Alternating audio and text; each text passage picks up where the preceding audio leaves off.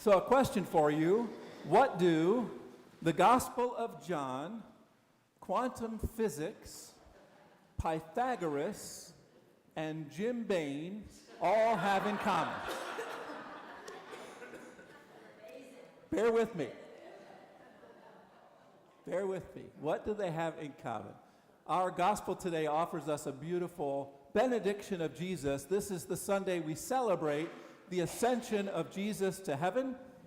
We were going to strap Jim onto a cable and lift him up where the star goes, but we figured a little too theatrical. Jim kind of put the kibosh on that. But this is the day we celebrate that. And as Jesus was preparing to leave his disciples, he was reassuring them, don't worry, I am not really leaving. I'm going to send you the Holy Spirit, and that will bring to fulfillment all that I have been doing in this world. What I've been after, the whole point of this whole ministry, all of my teaching and healing, my suffering, my death, my resurrection, the ascension, all has been about one fundamental thing, that you may be one even as I and the Father are one.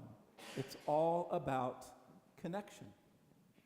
In our catechism, if you're ever bored during church, in the back of the prayer book, there's some wonderful historical documents, and there's also the catechism, the official outline of the faith. So if you want to flip to that, if you're ever bored, there's a question in there. What is the mission of the church, right? We come up, all churches come up with mission statements. It's always a wonderful kind of taxing thing for a vestry. Okay, what's our mission statement? What's our mission? But it's already given to us. The mission of the church is very clear: to bring all people into union with God and one another through Christ. That's it. That's the whole shooting match. Everything we do, all we are about, all the effort that we put into church, it's all about that. We're about bringing people into union with God and each other through Christ. It's about connecting. It's about relationships. That is what the Gospel of John has been leading us toward in these passages, and it is also, as Paul Bazamowski was telling me at Bible study, one of the key ideas of quantum physics, that everything is connected, right? It's all entangled. It's all one, really. We think everything is separate. We think things are divided. And honestly, we live in a world where that is all too evident.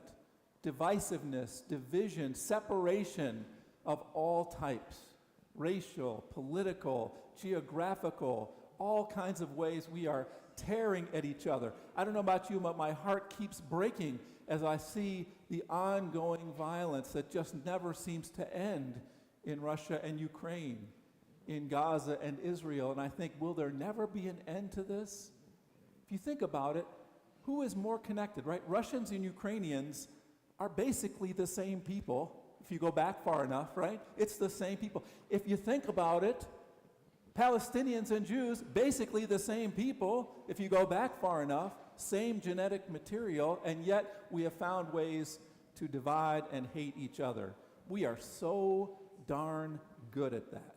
It's probably what we're best at as human beings, is dividing and hating each other for one reason or another.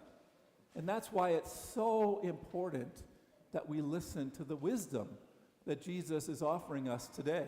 The wisdom that we see borne out in the life of St. Paul, right? St. Paul, who's traveling around the ancient world preaching the good news of Jesus, he gets in trouble for healing a slave girl. I feel bad for this slave girl. No one was really looking out for her. She was exploited by her owners because they could make money off of her for her possession. Paul is irritated with her. He's not really healing her for her sake. He's healing her because he's irritated, if you see that. But anyway, he heals her, and then he and Silas get thrown in jail, and there they are, with Jews in jail, a Roman jailer, their enemy, and then something amazing happens. God sends a miraculous earthquake. All the cell doors are opened, all the chains are broken, but the prisoners don't leave. If they had left, the jailer would have been in trouble. He would have killed himself.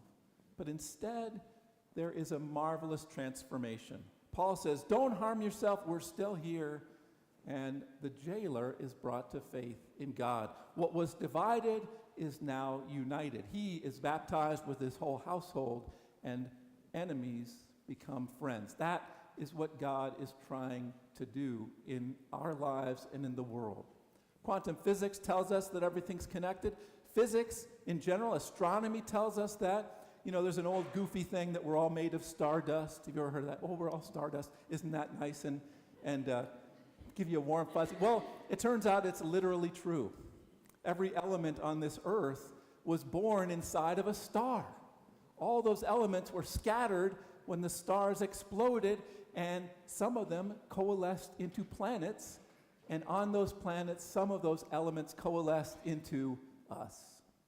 We are literally made of stardust. We are literally of the same material as stars, as planets, as animals, as every other person.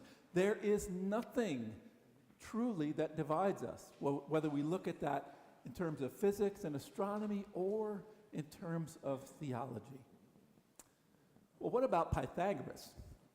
Pythagoras, also great philosopher. I hated him because of the Pythagorean theorem in school, right? Not my favorite subject. Geometry, no. Algebra, yes. You know, there's two types of people in the world. There's algebra people and geometry people, right? Usually, very few people are both. Well, usually we're one or the other. I was not a geometry person. But Pythagoras is also the one who came up with the idea of the music of the spheres, right? You've heard of that, the music of the spheres. The idea that all of the created order is actually, we may think it's chaotic, but it is all governed through wonderful, orderly principles. And that we in our human ears can't hear it, but underneath all of the created order, all of the cosmos, there is a music that is caused by the spheres, right? The planets and the stars. They are singing a song. Underneath everything is this harmonious song that unites all of the cosmos, all of creation.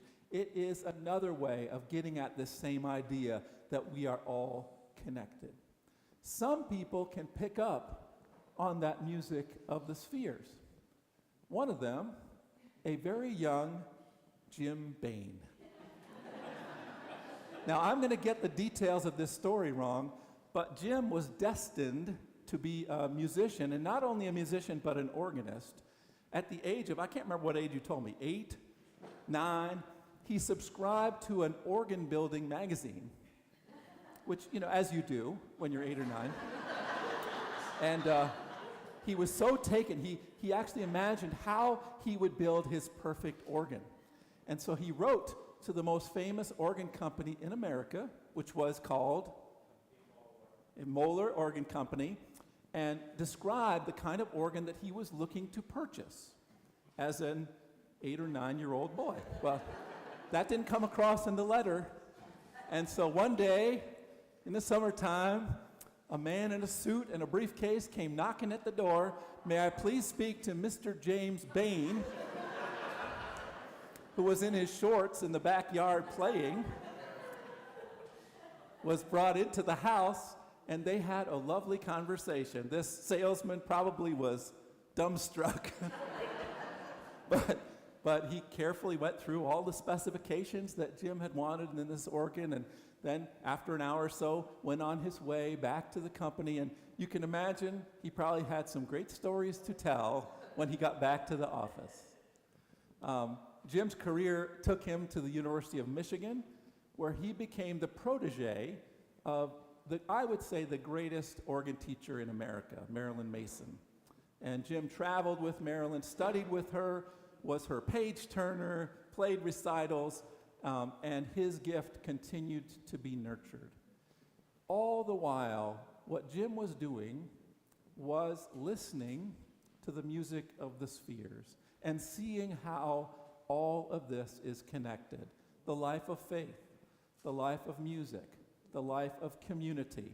I loved hearing stories of how Jim and George would entertain the Opera Guild at their home in Detroit, right?